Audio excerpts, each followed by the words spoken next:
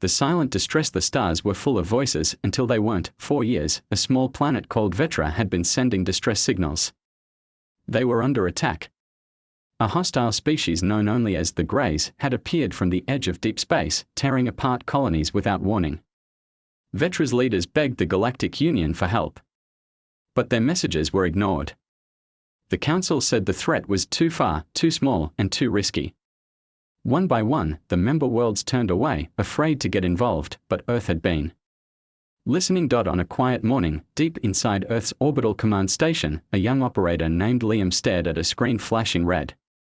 It was another veteran signal, repeating the same desperate cry. Most others had marked the signal as background noise. Liam didn't. He leaned forward, reading the decoded message. The words were simple: please. Help. They are here. We are dying. He didn't wait. Liam stood and ran to his superior's office. The man in charge, Captain Russ, was older, silent, and sharp. He read the message with narrowed eyes, then said only one thing: get me the Fleet Council. Within hours, Earth's top commanders gathered. There was no long debate. They had seen enough to know what this was. A small world. A forgotten world. But still a world of people. Families. Children. We can't save them all, said one admiral. Maybe, Captain Russ replied. But we can start with this one. 3 days later, Earth's finest ship, the Hawk's Flame, was launched. Fast, dark, and deadly. A new class of cruiser, built for speed and strength. Its crew was small, trained in silence and danger. Humans didn't send warnings. They sent solutions. Commander Blake, the ship's leader, stood in front of his crew in the main bay. We are not here to make speeches, he said. We are not here for glory. We are here because no one else came. The crew nodded. No cheers. No applause.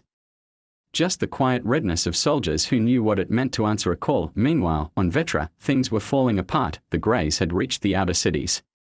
Their ships hovered above farms and houses, raining silent death. The people hid underground, scared and hopeless. One young girl named Lena clutched a broken radio, whispering into it every hour. Though no one answered, she cried in the dark, her voice shaking, is anyone out there? Please, we don't want to die. For above her, the Hawk's Flame slipped into Vetra's orbit. No words. No warnings, just a message sent to the surface: we are here. Hold on. Then, from the belly of the ship, fire poured down. Fire from the sky. The first blast hit the enemy with no warning. The Greys had never seen a human warship before. Their sensors didn't pick up the Hawk's Flame until it was too late. One of their command ships exploded in midair, torn in half by a precision rail cannon shot. The others scrambled, unsure where the attack had come from. Commander Blake watched from the command deck. Target the second group. Hit fast, then vanish. He said calmly. The crew worked like a single machine. Torpedoes launched silently. Drones deployed. Earth didn't fight like others. While the Greys relied on fear, humans used silence and sudden strikes. In less than 10 minutes, 3 more Grey ships burned in the sky. The rest scattered. Down below, the people of Vetra looked up. For the first time in days, they saw the fires in the clouds, and then they saw something else. A human drop shuttle broke through the smoke. It was black, fast, and covered in thick armor. It landed hard on the edge of the city ruins. The hatch opened, and a team of armored humans stepped out.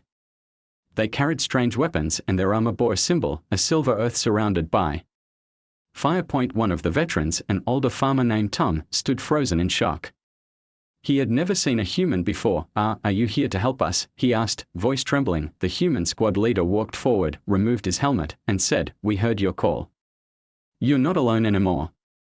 The Greys, now aware of the human arrival, regrouped in orbit. Inside one of their command ships, a leader hissed through sharp teeth. They had faced other species, weak, soft, fearful. But this new enemy didn't speak. It struck like lightning, with no fear or warning. Find their ship, the Grey commander ordered. Destroy it. But the Hawk's Flame was already gone, slipping into low orbit, hiding behind Vetra's small moon. It prepared the next strike in silence. On the surface, the humans moved through ruined streets, helping civilians into safe zones. Medics worked without sleep. Engineers restored broken power lines. Soldiers guarded entrances. Every weather. Veterans looked, they saw strange humans risking everything for people they didn't know. Lena, the girl with the radio, watched from a corner. A human saw her and knelt. "Are you okay?" he asked. She nodded slowly. "You came," he smiled. "We always do." Back aboard the Hawk's Flame, Commander Blake reviewed new data. "The Greys are regrouping," his officer said. "They are bringing in reinforcements." "How many?" "Too many." Blake didn't flinch. "Then we hit them before they finish gathering." He turned to his weapons officer. "Get ready. The real fight begins now." And so, while the galaxy still looked away, Earth's warship prepared its next strike. Not because they had to, but because no one else would. Humanity's line in the dirt. The Hawk's Flame hovered in silent orbit behind Vetra's moon. Inside, the crew moved with quiet speed. They had less than 6 hours before the second wave of grey warships reached the planet. And this time, the enemy was ready. Commander Blake stood over the holomap. "They are bringing a fleet, 7 carriers, dozens of escort ships," said his tactics officer. "They think we are just one ship. They don't understand." Blake nodded. "Good. Let's make sure they never forget us." On the surface, human squads worked without rest. In the ruined city of Lena, they fortified old bunkers and turned them into shielded shelters. Civilians were guided underground. Food, water, and medicine were handed out like lifelines. The veterans looked on in disbelief. Earth had come, and Earth was staying. Old Tom, the farmer, helped carry crates for the medics. "You came all this way," he said to one soldier. "Why?" "No one else did." The soldier shrugged. "Because someone had to." That evening, just before sunset, the first shadows moved in the sky again. Dozens of grey vessels appeared above the clouds. Their triangular ships floated like blades, preparing to strike. They knew Earth's ship was nearby, but they couldn't find it. Then the sky cracked open. The Hawk's Flame emerged from the dark side of the moon, flying low and fast. It launched its full payload before the enemy fleet even finished locking. Weapons. 5 ships fell in seconds. The Grey scrambled, some broke formation, others turned to chase the human vessel. But the Hawk's Flame was already gone, diving into the atmosphere at breakneck speed. Commander Blake opened a wide transmission to all enemy ships. "You ignored their cries. You chose silence. Now you face Earth." The Greys responded with fury. Dozens of their fighters rushed through the clouds, following the human ship. On the surface, alarms screamed. Human ground teams locked their shields, prepared the civilians, and waited. In the bunker tunnels, young Lena held onto her radio and listened. Outside, the battle had begun. In the air, human drones launched from hidden bays across the surface, swarming enemy fighters.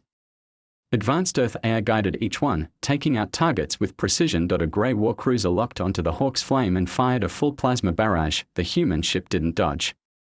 It split the beam with countershields and returned fire. 2 rail cannon rounds punctured the cruiser's hull, sending it into the mountains in flames. Down below, human troops stood in formation across a long ridge outside the city. Their armor glinted under the burning sky. One soldier drew a line in the dirt with his boot and turned to the others. "No one crosses this," he said. "Not while we are still breathing." The others didn't speak, they just raised their rifles and waited. The Greys were coming again. Stronger. Angrier, but this time, so was humanity. The day the Earth stood first, the Greys descended like a storm. Their dropship screamed through the air, casting dark shadows across the valley. Thousands of them. The people of Vetra, watching from bunkers and broken buildings, held their breath, but the humans did not run. On the high ridge, rows of armored Earth soldiers stood still, their weapons aimed at the sky. Behind them, shield towers hummed to life, creating a wide, blue barrier to protect the civilians. This was Earth's promise in steel and fire. Commander Blake's voice came over the shared channel. "Hold your ground. No matter what happens. We stand. We are the wall." The first wave of enemy troops hit the ground and ran straight into Earth's line. Grey warriors were fast and savage, their claws sharp and bodies tough. But they weren't prepared for what they faced. Human soldiers fought as one, precise, fearless, and deadly. Their bullets were smart rounds, each one tracking movement and striking with force that tore through enemy armor. Explosions rocked the valley. Dust rose. Smoke filled the air, but the human line held. In the skies above, the Hawk's flame battled 3 enemy cruisers at once. Moving fast between clouds, it danced through fire, launching countermeasures and retaliating with brutal accuracy. Drones swarmed like hornets, tearing into the enemy from all sides. Status. Blake shouted, "We've lost our port shield."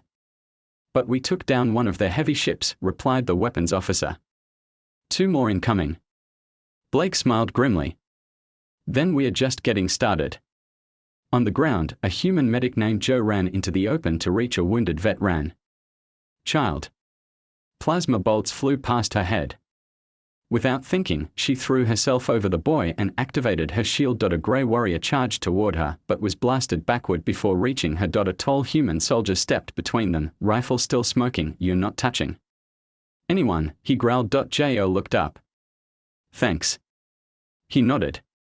"Let's get them to safety." In the underground shelters, Lena gripped her radio and spoke again. "They are fighting for us. I can hear them." Her mother whispered, "They won't leave us, will they?" Lena shook her head. "No. I don't think they ever leave anyone." As the hours passed, the battlefield became a burning wasteland. But the humans still stood. By dusk, most of the enemy had been pushed back. Broken ships littered the sky. Grey troops scattered into the forests, some fleeing into the hills. The ground was quiet again, filled only with the sound of fires and breathing. Commander Blake's voice came through every helmet. "We held the line. Let the galaxy remember, when no one else came, Earth stood first." High above, the remaining Grey fleet retreated into deep space. They didn't send a message. They didn't look back. They had learned a lesson they would never forget. Echoes across the stars. News of the battle spread fast, though the Galactic Union had ignored Vetra's call for help. They could not ignore what came next.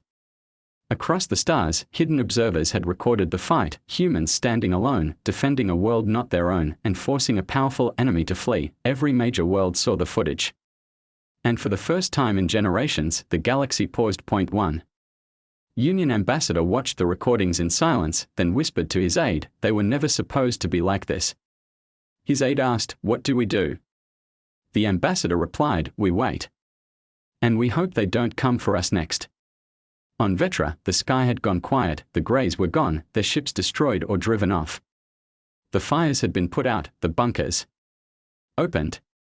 Slowly, the people returned to the surface. They saw a world changed, but still standing. The humans didn't stay in the command centers or take control. Instead, they helped rebuild. They cleared rubble, repaired power stations, and taught locals how to use defense tech. They didn't ask for rewards, they simply stayed, until the veterans could stand on their own. Old Tom walked through the city ruins beside a young soldier named Dane.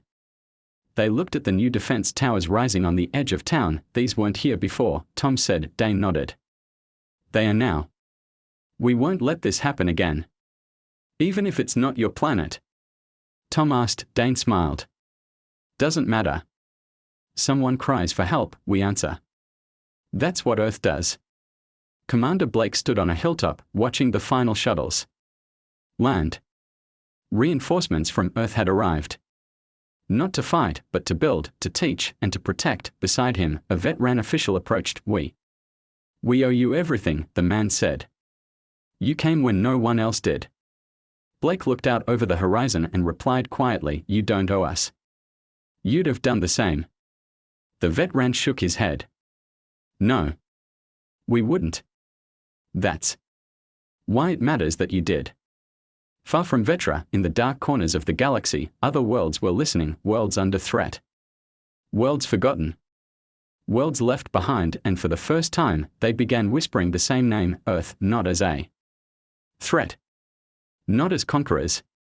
But as a force that answers. Back on the surface, little Lena placed flowers beside a human helmet near the bunker where the fighting had been hardest. She whispered, "Thank you," and smiled at the sky. The radio on her belt buzzed softly.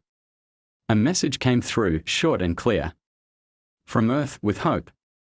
A name that meant protection. Weeks passed, and Vetra began to heal. The city still bore scars, but they stood. Children laughed again in the streets. Families no longer jumped at shadows. Where fear had ruled, now stood new hope, hope carried in the boots of strangers who had crossed the stars to defend them and Earth. Earth didn't leave. Across the rebuilt command post, human engineers worked beside veteran workers. New defense grids, orbital sensors, and warning systems were being installed. The locals watched and learned. Humanity had not come to control, they came to empower. In the central plaza, a group of children gathered around a tall human named Mara. She taught them how to use hand communicators, how to spot warning signs. In the sky, one child raised her hand and asked, "Will the monsters come back?" Mara smiled gently. "Maybe. But if they do," she pointed up, "we'll be watching." Back in orbit, the Hawk's flame hovered quietly. Its hull was scarred. Its systems still undergoing repairs, but it stood proud. It was more than a ship now. It was a symbol. A warning. A promise. Commander Blake sat in his chair, watching the stars. A new message came through, this time not from Earth, but from another distant world called Dralux. A mining colony on the edge of known space. Their words were shaky. Fearful. But clear. "We saw what you did on Vetra. Please, we are next." Blake forwarded the message to Earth Command. Then he turned to his crew. "Looks like someone else needs help." The crew didn't ask questions. They simply prepared. Meanwhile, in the Galactic Union's central hall, whispers turned to arguments. "What are we supposed to do?" one alien leader shouted. "They are acting without permission." Another replied, "They are protecting worlds we abandoned." A third, older diplomat said what none dared speak before, "Maybe we need them more than they need us." And across dozens of Union planets, local citizens echoed the same thought: if trouble came, call the humans, because now, the name Earth meant something different, not danger. Not pride. Protection. On Vetra, young Lena walked with her radio in hand, speaking into the device. She didn't expect anyone to answer. But still, she spoke, "We're okay now. Because of you. Please help the next ones too." And far above her, the Hawk's flame turned slowly toward deep space, engines rumbling, weapons armed. Earth had heard the next cry, and Earth was already moving. When Earth became the signal, the stars watched in silence again, but this time, they were not cold. Something had changed. Vetra's rescue was no longer a single event. It had become a spark. A warning. A beacon. Across space, forgotten colonies, fringe settlements, and small planets remembered the name Earth not as a rumor, but as the ones who answered when no one else would. Inside the command deck of the Hawk's flame, Commander Blake stared at the new map. 12 more worlds had sent requests for help. Some under threat. Some recovering. Some already under attack. Earth Command had responded to each one, deploying ships, supplies, and defense crews. Humanity had made a choice, and now they followed it fully. "We don't wait for the Union's permission," Blake said to his officers. "We go where we are needed." The crew agreed.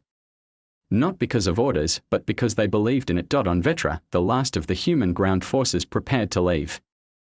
They loaded equipment into shuttles, gave instructions to veteran defense officers, and handed over everything the locals would need to protect themselves. Old Tom saluted the soldiers as they walked past. "I'll never forget this," he said. The soldier smiled back. "Just promise us one thing." "What's that?" "If someone else sends a signal, be the first to answer."